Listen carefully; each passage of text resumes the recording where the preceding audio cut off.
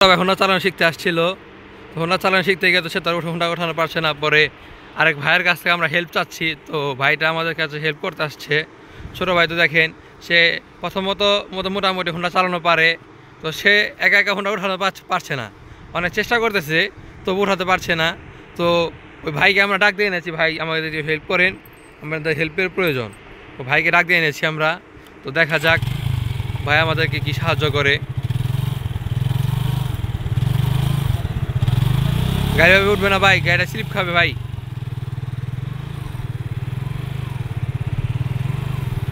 ভিডিওটা খুবই শিক্ষণীয় ভিডিও, যে যদি কেউ নতুন চালক হয়ে থাকেন তাদের কাছে দৃষ্টি আকর্ষণ যে আপনার ভালো রাস্তাতে রাইড করার চেষ্টা করবেন। ছোটো ভাই ভালো রাস্তাতে রাইড করতেছিল, তো ভুলবশত আর কি একটা দুর্ঘটনা হয়ে গিয়েছে। ভিডিওটা খুব এন্টারটেনমেন্ট। তো ভাইটা আমাদের সাহায্য করছে, ভাইকে অনেক অনেক অনেক অনেক ধন্যবাদ।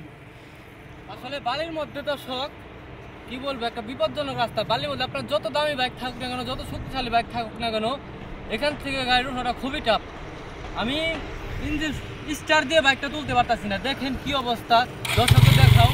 গাড়ি পিক আপ দিতেছি, তারপর গাড়ি মানে গাড়ি উঠতেছে না, এত পরিমাণ বালু কাটতে রয়েছে। ছোট ভাইটা অনেক একটা ভুল করে ফেলেছে, যাই হোক মানে এত পরিমাণ কষ্টদায়ক বালির মধ্যে চাকা সম্পূর্ণ। ছোট ভাইটা ভুল করে ফেলেছে, তো আর এই ভুলটা আর কেউ করবেন না,